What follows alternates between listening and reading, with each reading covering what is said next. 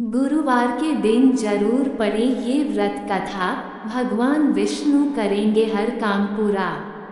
गुरुवार व्रत के दिन पूजा कथा में कई ऐसी बातें बताई या समझाई गई हैं जिन्हें मनुष्य को ध्यान पूर्वक अपनी दिनचर्या में अपनाना चाहिए।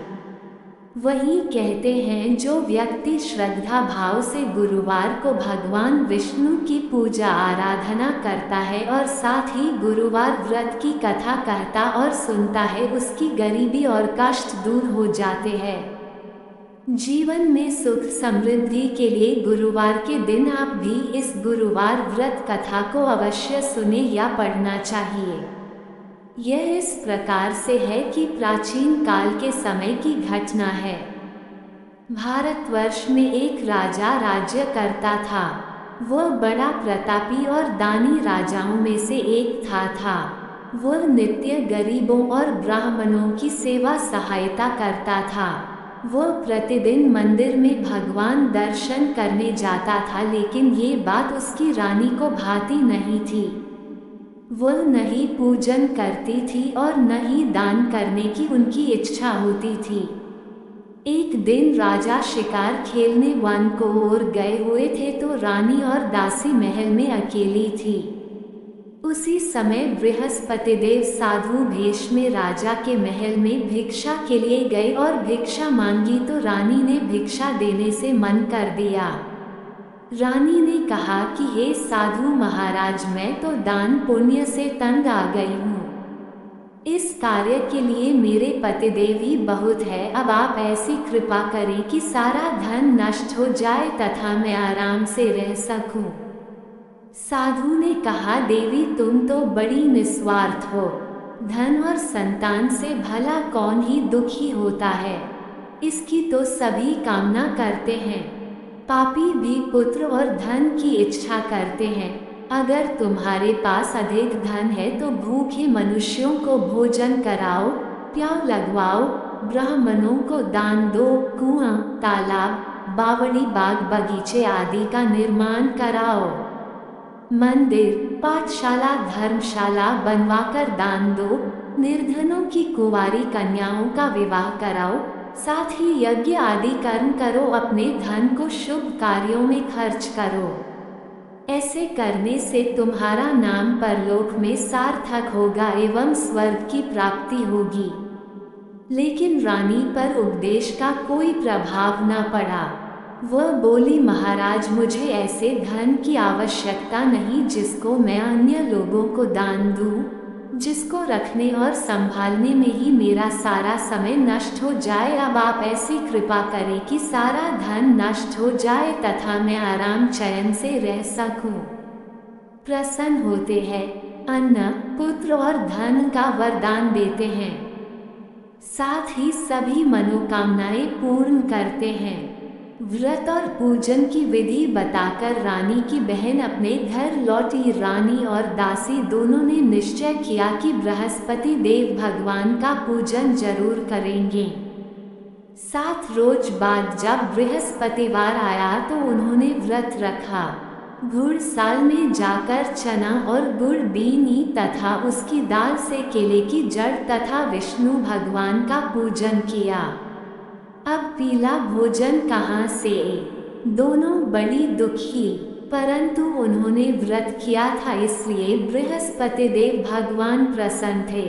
एक साधारण व्यक्ति के रूप में वे 2 थालों में पीला भोजन लेकर और दासी को देकर बोले, हे दासी, ये भोजन तुम्हारे और तुम्हारी रानी के लिए है, इसे तुम दोनों ग्रहण करना। दासी भोजन पाकर बहुत प्रसन्नी।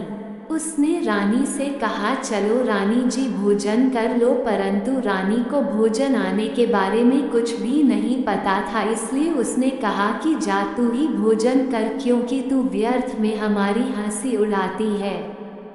तब दासी ने कहा, एक व्यक्ति भोजन दे गया है। तब रानी ने कहा, वह व्यक्ति तेरे लिए ही भोजन दे गया है, तू ही भोजन कर।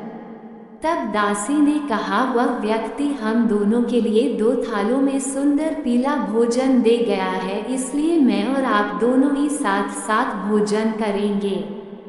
ये सुनकर रानी बहुत प्रसन्न हुई और दोनों ने गुरु भगवान को नमस्कार कर भोजन किया।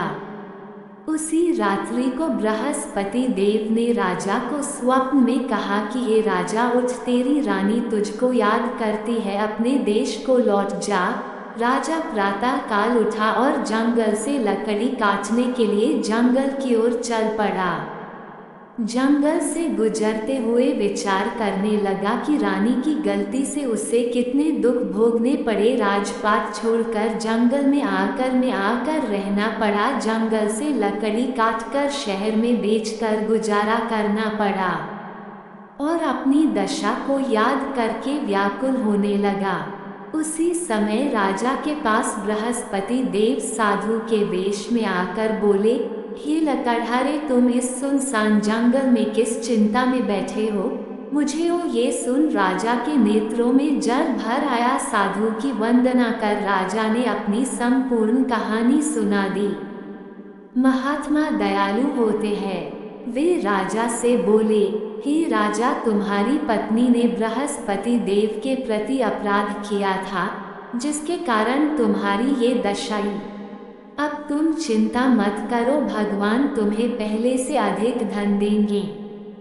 देखो, तुम्हारी पत्नी ने बृहस्पतिवार का व्रत शुरू कर दिया है।